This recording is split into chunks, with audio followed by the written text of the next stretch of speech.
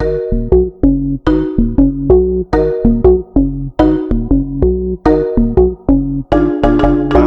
great show we're going to have today, guys. We have Johane Ligondé. Did I say it correctly? Beautiful. Okay. How you practice? And yes, I've been practicing. I speak a little French. My family's from Louisiana, so we speak a little Creole. Great. But I've been looking forward to this show. Award-winning principal. Let me let you tell everyone about yourself. Tell us your story. Who are you? Well, my name is Johane, as you said. I am the founder of Joyous Leader International, where we equip, train, and teach leaders to ignite their joy and lead with grace, strategy, and of course, some style. So what we do is really help people, especially high-achieving leaders, to tap into their joy and become more wholesome and happier, and thus they are able to lead their organizations with more grace, a bit more forgiving for themselves. So I'm really, really excited to be here with you. I know you do amazing work as well in the leadership space. Well, thank you. And so it's really focused on self-care, the self-care modalities, and using that as a way to get people to achieve more, especially during this time of the pandemic. I like to say we have two pandemics going on. So we've got a cry for social justice and racial justice. Sure. We have certainly the COVID-19 happening. So, and yeah. Exactly. So talk about joyous love. How did you come up with that term? And what does it mean to you? I know you kind of touched on some of it just a little bit, but why joyous love? Right. So Joyous Leader really comes from this space of... I'm sorry, leader. Yeah, yeah. So a few years ago, I had a health scare. And I like to say I'm a bit of a... myself. And so I was kind of faced with this idea of, if I were to pass, if I were to transition, what would my legacy be? And so it was joy. I really wanted everyone who encountered me to feel a sense of connection and joy, and really scared the living daylights out of me, I have to tell you.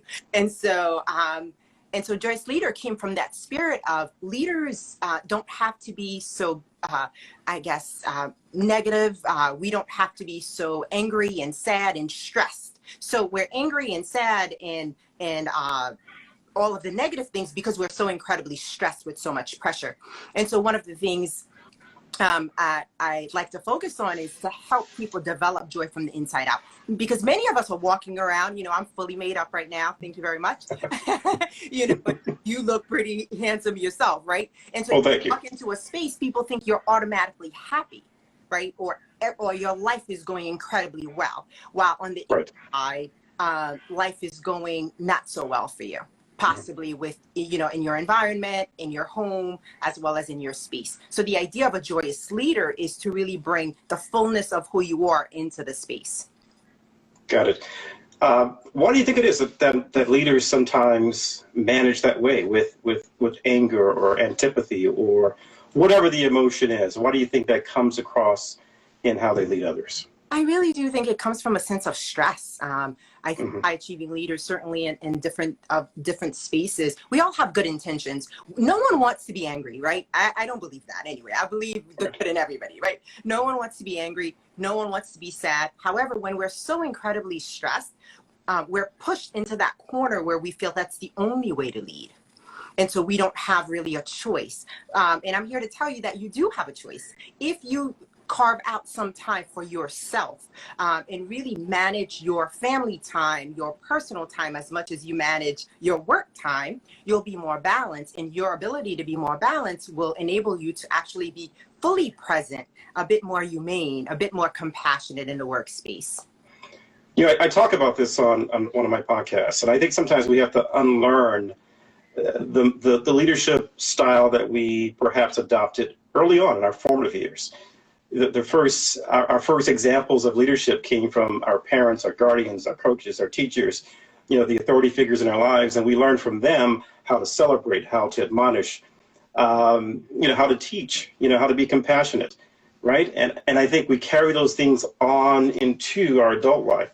and in how we will deal with others. And sometimes that becomes the model that we're using, but I call it a very paternalistic model, right? And so what are your thoughts on that? Do you see that a lot? No, absolutely. There's a pattern. I think what you mentioned is so incredibly important, right? So there are some conscious patterns that occur within us, and there are some generational patterns that happen. Mm-hmm. We don't necessarily learn from just hearing things. We learn by seeing. And so whatever we've lived, we tend to regurgitate. We tend to Right. ourselves. So you're absolutely Right. It's really up to us to break up that pattern. And we do that with awareness. So when I work with clients and when I work with my students, what I tell them is, one is bring yourself to the awareness, right? Really through self-observation, we become more aware of who we are. We become more aware of what we want. We become more aware of what our shortcomings are and what our strengths are. And once you become more self-observant, then you're able to detach yourself from the things you don't want to be. You know, I don't know if you've ever had that experience. I know I have. It's just like, oh my gosh, I'm just like my mom, you know, or Oh yeah. right? You don't want to behave that way, but for some reason you're stuck in a pattern. So that awareness is going to bring us definitely a greater space of choice, so that we're better able to make choices. Yeah, and it's not an indictment of my parents, but I found myself channeling my father whenever I found myself in a situation where I was stressed or became angry. And I knew that would not translate well in a leadership role. He was a great parent, great father. I think he's the best father. But obviously, when we're leading others and leading people, that should look and feel differently. Right. You talk about on your website radical success. Help us understand, what does that mean? Radical success. Such an extreme word. Yeah, you know what? What's beautiful about the word radical itself is that it brings the sense of curiosity. Well, what exactly do you mean? Many of the clients that I work with, they are already successful, right? Mm-hmm. So in terms of successful as we define it by society, successful in financially, right? Radical success is success in every single area of your life. Mm. Right? Got it. So there is that financial success. Are you successful in terms? Are you successful? How successful are you with your family? How successful are you in terms of your friendships? There are some people who have no idea how to have fun, right? They've just forgotten, not that they don't have any idea. They're just so disconnected from themselves that they haven't really had that chance to build that awareness of fun in their lives. So radical success is really wholesome success. And once you become happier, because joy is underrated, once you become happier, guess what? Your millions will triple. That's just how naturally. Why? Because you become more creative, especially entrepreneurs. Entrepreneurs really are able to pivot better because of their creativity, because now they've created a space for themselves to take care of themselves. They have more time with their families. To me, that is absolutely radical success. And you're able to come up with new ideas, innovation, to make change in the world. This is like the fifth time this phone has fallen. That's okay. So you're saying that, unless you're happy, you're limiting your potential. That is absolutely right. Because, if I were to ask you, what is the number one thing that everybody wants in the world? You're asking me? Yes, absolutely. Everybody wants to be rich. Huh? Everybody wants to be rich. Everybody wants to be rich. What else? Everyone says they want happiness. There we go. And they want a family. Yeah, everyone says those things. I don't know that everyone knows what it looks like. Right. Go ahead. Right, but you're right. People want two things. They want to be happy and they want to be rich. The rich people that I work with, guess what they want? They want more than anything else in the world. Happiness. They want happiness. Because for some reason, they've disconnected from that. And happiness, when we begin to define what that means, there's a certain level of peace that comes with that, right? There's a certain level of satisfaction. And happiness is directly correlated with service. It's directly correlated with the level of purpose you know? And so when we talk about being happy, it's not just about the money, because the reality is when we transition, the money stays, right? Or it goes somewhere else, or the state takes it, or whatever happens. And so once we begin to really connect with that internal joy, because happiness is a state, while joy is like, you are joy. You really are, you know, the light in your eyes and all of that. When people encounter you, they're able to see that, oh my gosh, like when I see you, I see light. When I see you, you brighten up my days, and that brings you joy, right? So Absolutely. Greater joy. So it's really important to, one, distinguish the idea of joy, what exactly it is, because we're all searching for something outside of ourselves, right? We're all searching for something outside of ourselves. The reality is it's all within. And I can be in my own space and be completely satisfied and feel connected, connected to my God, if I believe in one, connected to the universe, connected to nature, and then connected to those around me, then I'm a happy person. That's great. Interesting. And you're absolutely right. But I know a lot of successful people who have gained their success on their own, and then they try to build teams around them, and they don't know what to do with that. They don't know how to build those teams, how to invest in those teams, because they've been so autonomous in their lives and how they accomplish goals, and they don't really know how to get results through people. Is that something you help businesses out with as well? Is it something you encounter also? Oh, this is something that I encounter, and this is something that I help businesses with, because I think we've forgotten that well-being is number one, right? Yeah. And to be able to get people to produce, we need to be able to connect with them, right? We need to connect with them, and we need to also have a clarity of vision. So part of that is, when that issue happens, is because there's a lack of clarity of vision for the organization itself. And the main questions are, who are we? What do we do? Right? Who are we? What do we do? Who are we? What do we do? Right. And once people really go around the idea of who we are and who we want to be in this space, then the production becomes easier. The who are we is normally the question that people don't spend too much on. They focus more on, how do we do this? Right? And so going back to defining yourself as an organization, and valuing your people. I know it's something that is often said, you know, it's on billboards, it's our vision is X, Y, and Z, but what are the actions? What are the actions? One, to build your team, to get to know them, to assess their strengths and their areas of weakness, as well as to connect with them and to value them. Do you even know their names? Those things matter, especially during this time as we're pivoting. You need your teams to be innovative. You need your teams to have a zest for life, because we can go into depression very, very easily if we don't have that level of connection. If we don't have a thirst for curiosity and creativity and all of the positive things. And so a lot of the work that I do really is really deep work, as we're having these conversations right now, is allowing especially leaders to be vulnerable in their teams and be a bit more transparent. Because sometimes we have these ideas in our heads, but because we're unable to communicate effectively and connect effectively with our teams, whatever is in our heads cannot be now transformed into reality. Right. That's a good one. You know, I'm going to be doing a podcast called Feedback is for Surveys. And I won't give too much of it away. But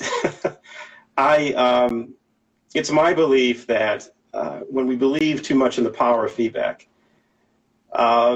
we miss the point to get to know people in real and true and authentic ways. Because feedback sometimes is a license to unload my authority and my experience on you all at once. And it shouldn't be about that. It should be about us having a conversation and leading you to self-discovery. Anyway. I love that. Self-care. You love that? Let's stay on that for a moment, if you don't mind. Sure, we can, of course. Really powerful. When you talk about self-discovery, right? How revolutionary is that? Now, go to a CEO and say, have you really empowered your team to discover themselves? And what are the questions that you're using during the feedback to really get their ideas and get them going? Because one of the things that team members need is autonomy and trust. right? If I have that level of autonomy and I feel that my leader trusts me, guess what? I'm going to stay up all night without you asking me to do it so that I can deliver for you. Right. So I can offer you Right. so many different options. So that is so beautifully stated, the idea of self-discipline. Yeah. That's 100%. I go into every coaching conversation either trying to learn something or to teach something. But I do it with questions. I used to interrogate people for a living many years ago. And what I learned from interrogating people is that, you can't tell someone you did something wrong. They have to tell you, right? Yeah. They have to confess to it. Otherwise, it doesn't pass muster.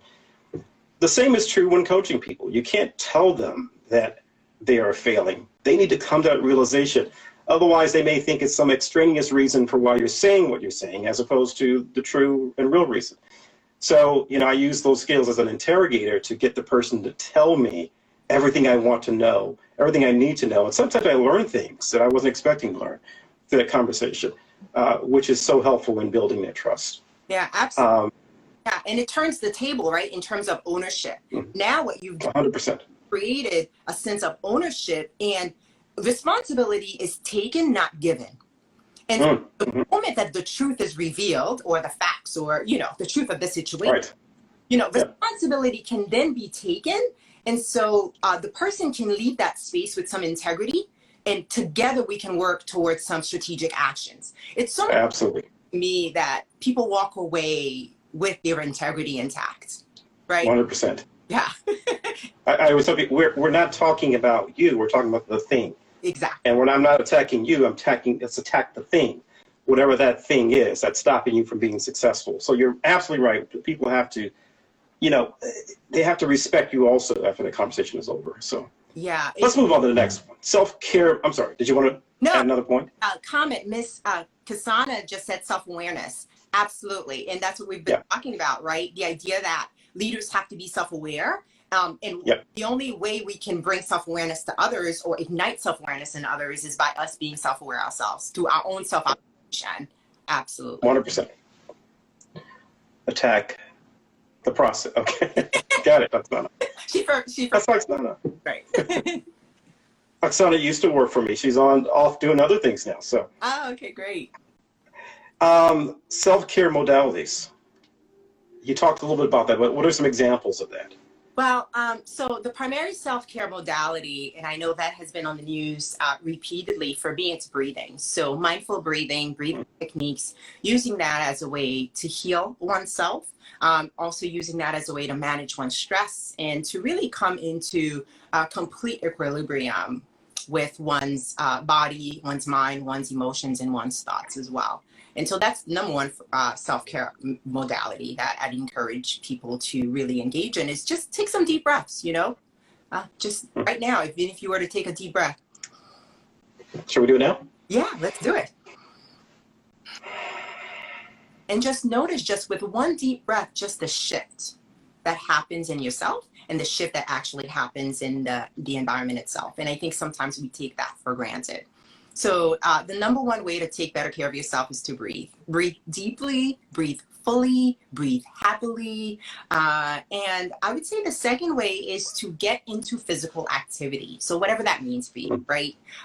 So I would rather sit down for hours and meditate and not work out. That's just my choice, period. Maybe other people don't feel that way, but that's how I felt until my doctor said, it's wonderful. However, you need to get out there and do some aerobics. So I started walking and doing a bit more physical activity. So another way to take care of oneself is to definitely get into physical activity. And so I'd encourage people, whether it be yoga, dancing, some people go to the gym, whatever it is that you do, please engage in some physical activity just to make sure that your body is moving. Our body is a temple. Our body is where everything lives. It's our home. And so if we don't take care of it, then it becomes damaged. Then we become, we suffer from dis-ease, and then it becomes disease and illnesses in our bodies. And I would say the third way I encourage people to really take care of themselves is really to watch the food that you eat and be mindful of the things that you put into your body, you put on your body, as well as the things that you listen to and the things that you watch. So right now, everybody's watching the news, right? I don't watch the news as much anymore. I tend to read it a little bit, a little bit more, just because of the images that have been on TV for the past few months. And so I would say guard your mind. That's another part of self-care. And there are other strategies. I use what is called the Sacred Seven that I use with my clients, just to encourage them to do 7 things every single day. And I've mentioned of them already. And the other one is to connect with other people. Connection is one of the primary ways that we actually remain happier. We become more joyous. Have you ever, you sat down and you felt a little lonely or a little bit down, and then you thought of someone, just the thought of that person just kind of like cheered you up, and you said, oh, let me pick up the phone and call. So finding a way to stay connected with those you love. That's a great one. So on your website, and you have a great website, by the way, it's inspiring me to update mine. How does one honor diversity? You talk about it on your website. Honoring diversity is to see people and to hear them. So all of who I am. And what's beautiful about honoring diversity is really seeing people for who they are and being curious about who they are. I think sometimes people think that not acknowledging people is honoring them. No, by acknowledging me, you honor me. And then show curiosity, meaning that, oh, wow, I'm really curious about this or about this tradition. So I'll tell you that a couple of my friends of the Jewish faith, and of course, they just celebrated Rosh Hashanah. Guess what? Right. I asked questions. So tell me a little bit about your tradition, and wish them a happy Rosh Hashanah. That's part of what it is. So when you first look at me, you would say, well, she's an African-American woman. While who I identify with is more of a Haitian American woman, because I was born in Haiti. I'm naturalized citizen, and I speak 4 languages, 3 rather fluently. And so you wouldn't know that if you didn't express some curiosity. So I really encourage everyone just to see people, encourage them. When people tell me they don't see color, I have the biggest problem with that, because that's not the world. That's not the world in which we live. Right? When I walk into a store, I have a different experience than other people may have. 100%. And so it's really important to be able to recognize people and celebrate them. There's degrees to which you can have that experience. Like if I wear my suit and I walk into a store, I might get treated well. But if I'm in my sweats or something, a little dressed down, and it's going to be an issue. Oh, so anyway. That happened to me with my daughter. It was a Saturday, and on Saturday, I don't look like this. I like to, sport my sweats and my cap. I love baseball hats. And so we walk into the store, one of my favorite stores, jewelry stores, with my daughter and my sisters in tow, because I wanted to show them, the store. And didn't really have such a phenomenal experience there. I ended up writing letters to the director and the director of human resources, and only to have her tell me that, to justify racial profiling. So, there are people who walk into the store looking, excuse me? So I had to stop her right there. So you're absolutely right. I'm one of those people who always thinks that the glass is always half full. But also recognizing the reality of what is. And I think once we begin to accept the reality of what is, we can take action towards it and to change. What do you say to someone who says, George Floyd died in a horrific way, and those cops need to be held accountable? And I agree that there is systemic racism. But what does this have to do with me? What do you say to those people who are not diverse, who agree that what happened to George Floyd was awful, that systemic racism exists, but they don't really understand, what does it have to do with me? How am I isn't this about them? So the reality is them is us, we are them, however you'd like to put it. And I've had those difficult conversations with people. I've held different forums to discuss this. This is about every single one of us. When the Holocaust happened, right, if we didn't do anything about it, right, then we did. We spent some time, America itself, we spent some time before getting Absolutely. Right? Look what happened. Right. And so now we're saying if it happens to one, it happens to all. And when we begin to justify why we're not getting involved, then it completely breaks down our democracy. And that's why part of, in terms of what we're dealing with our economy right now, is suffering. The very structure of America will crumble if we do not face this level of injustice. The reality is we're all one human race, period. Right. Of different ethnicities, different diversities, but guess what? It happened to me today, it can happen to your group tomorrow. Because when we look at history tends to repeat itself until we fix it. And so it is upon all of us, white, Asian, whatever your blacks, Hispanic, whatever your ethnicity is, to take responsibility so that we can so we can absolutely face this injustice and take strategic action. Now, strategic action looks different for different people, right? So for me, as far as, in terms of actions I took after that incident with my daughter, we protested, we did the political activist efforts. I actually went to protest and taught people how to breathe. I did all of that. I felt that was what I needed to do. I co-founded a space called Breathe With Me that would allow somewhat of a support group for those of us who identify as Black or African American to be able to breathe together and heal together. And also concurrently, there is a space for those who do not identify themselves as Black or African American so that they can strategize together. And part of the reason why these spaces are separate is because we all have different work to do. So we need to be able to engage in the affinity spaces so that we can grow and learn, so that in my space, when I'm crying, I don't have to explain to you why I'm crying, because I'm in a space where everybody's crying, right? That's where that support group is. And we also have another space called Let's Breathe Together. And that really is based on the apartheid, reconciliation, Desmond Tutu's principle, so that we can then all come together to be able to really, again, it's all about strategic action. It's not just about what we're saying, it's about what we're doing. What actions are we taking? Got it. And it also will build trust. Yeah, that's among the different groups. Yeah. Build community, build trust, and to take responsibility. It's all about taking responsibility. Yeah. So we're not looking at each other with suspicion. And I think that's important. But there are people who are struggling with this, and peers of mine. And one of the roles I have at my place of employment is I am the manager in charge of diversity and inclusion.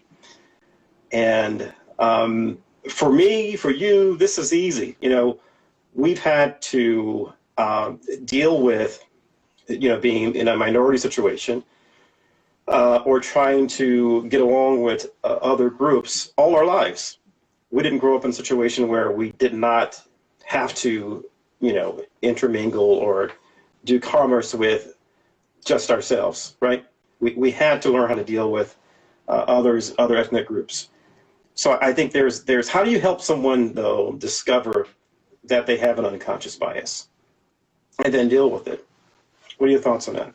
So, for us, we've had to code switch our whole lives. And I think it's people who haven't had to do that to be able to recognize it. And so when I deal with unconscious bias, there's a book that I use called Blind Spot. And so it's to be able to get people to understand, I don't start with race at the very beginning.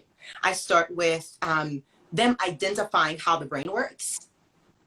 Then get into the idea of race to understand that we all have unconscious biases. Guess what? I have unconscious bias about different things in different ways because we're not above everyone else, right? And so by identifying the small and minor things, the unconscious biases that they hold with different issues, then when it comes to race, it becomes a bit easier, right? And so beginning to ask, again, it's those questioning again, beginning to ask them, what is your experience when? And then getting them to really get curious about what other people experience. And so that really helps people to develop their unconscious biases, to be able to see, oh my gosh, I didn't realize that. So one of the things I've done also is a list of privileges across class, across race, across religion, and for people to really understand how they are.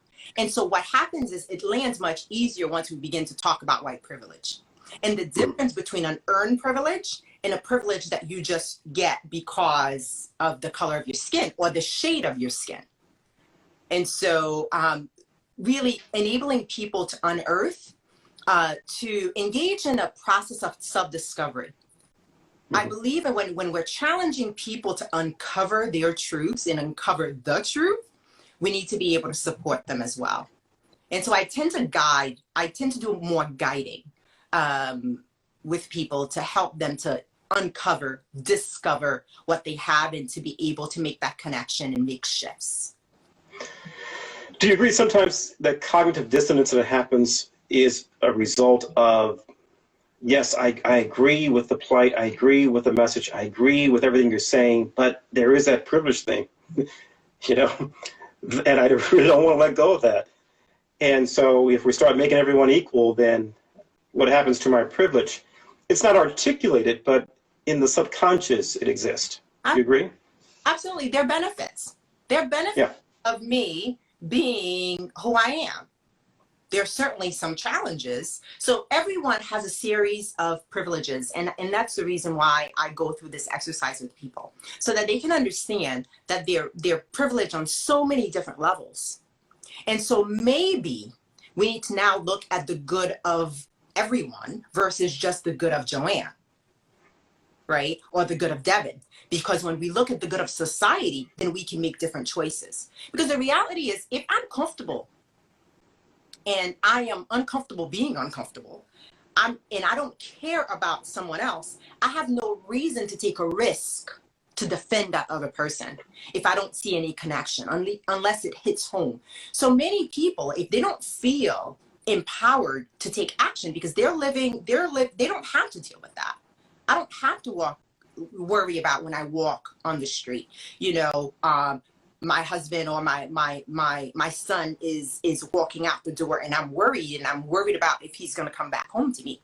If I don't have to worry about that, then I almost want to avoid it. Not almost, I'm going to avoid it. And so it's really important for us to then begin to take ownership. That's that sense of responsibility again, to recognize and acknowledge that I am privileged. And because I'm privileged, one of the things I share with my clients and organizations that I work with, the more privilege, the more responsibility. The more privilege, the more responsibility.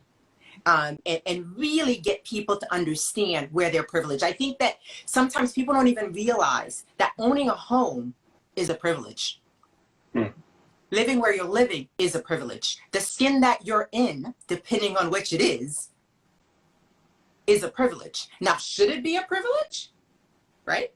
That's the question. And once we begin to talk about should it be a privilege and why is it that it is a privilege, and that's a whole different conversation that people don't want to engage in because they're saying, well, I'm not a racist. I'm not a racist. And so it's not about being a racist, right? It's about understanding who you are and your responsibility as a human being here. And there are very specific actions that make people racist. There are very specific actions that make people anti-racist. And it all surrounds with, am I going to take responsibility for my privileges or not?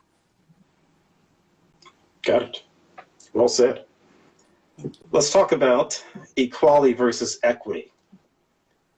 What in your mind is the difference between those two things? Because there is a difference between equality and equity. You had me thinking about that for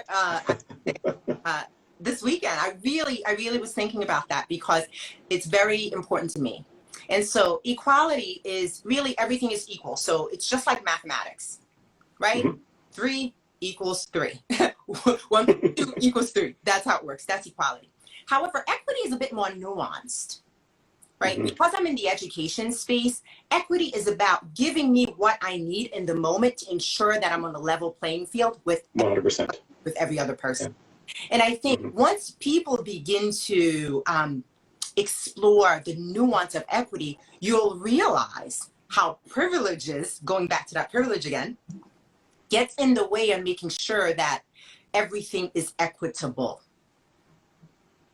Because again, it's about, well, what is that taking away from me? Not understanding that just because I am paying attention to him or her, whether it be in the classroom, in the educational space, in the organization, meeting his or her needs doesn't mean that I'm ignoring your needs. On the contrary, by creating an equitable society, right? By creating an equitable space, I'm elevating you. I'm elevating you. And people normally ask me in organizations, well, what does that mean? What does that mean that you're elevating me? Well, guess what? If your counterpart gets what he or she needs to perform at his or her level, even above that, not only is it going to challenge you to do better, it's going to empower you. And now we can reach a whole new level together, right? So that works in the classroom. It works in your home.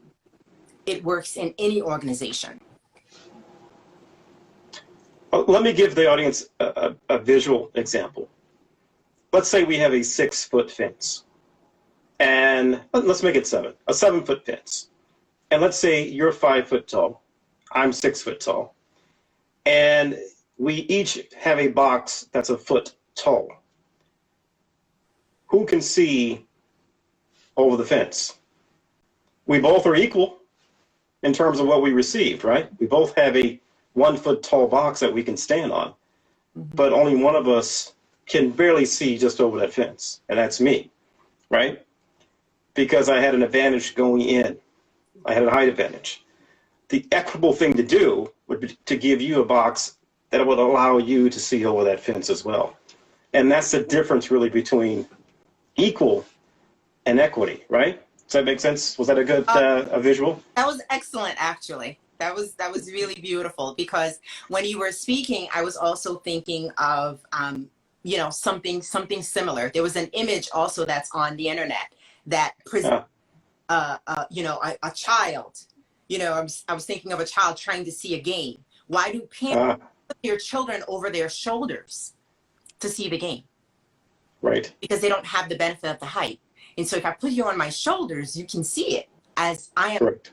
That's equitable, regardless of the price you pay for those tickets, right? You can pay the same exact price for those tickets, but depending on my height, you're absolutely right, I won't be able to see the game. We've got a great comment here from someone. Is that from Athena? Athena, yes. Yes. That's excellent. It says, go ahead.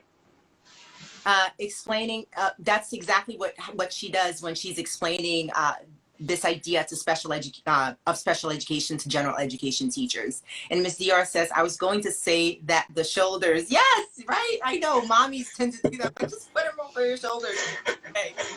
See, just carry them. Mommies are better at this stuff than daddies are. Daddies are too. So great. What questions do you guys? Hello, Deborah. Deborah just joined the show. What question do you have for our guest, Johane Ligondé? Oh, I love what Sana says. Also, you are responsible for those you put on your shoulders. I love that. Again, it goes back to that sense of responsibility. I wonder what the world would be like if we all took responsibility, 100% responsibility for ourselves, for our thoughts, our emotions, our actions. What would our world be like? Right. Oh, where can you find more of me? Hi, Ms. Dior. I am definitely on Instagram, so you can find me on Instagram at Joyous Leader, at joyousleader.com. I'm actually going to be presenting at the New York NAACP conference on October 9th. So if you haven't registered, go to New York NAACP and register.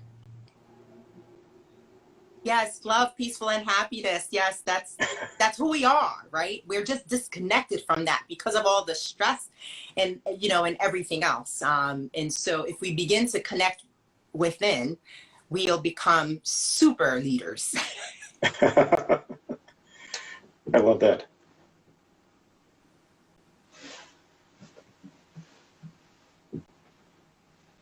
Wow, great. You're getting a lot Good comments. Devin. Great job. I had a great guest on. I just had to ask questions. So That's awesome. Well, it's such a pleasure sharing this space with you. You are doing amazing work, asking difficult questions and really engaging in difficult conversations. And so I'd love to connect with you again, connect with your very engaging audience here. Way to go. So. That would be amazing if we could do another IG live. One of the better IG lives. You heard it right here. One of the best lives ever. So thank you very much, Oksana. And thanks for coming on, Johane. Very insightful. I learned so much. Right? I had to just get on my phone, get on my tripod. It's fun and exciting. We roll with exactly.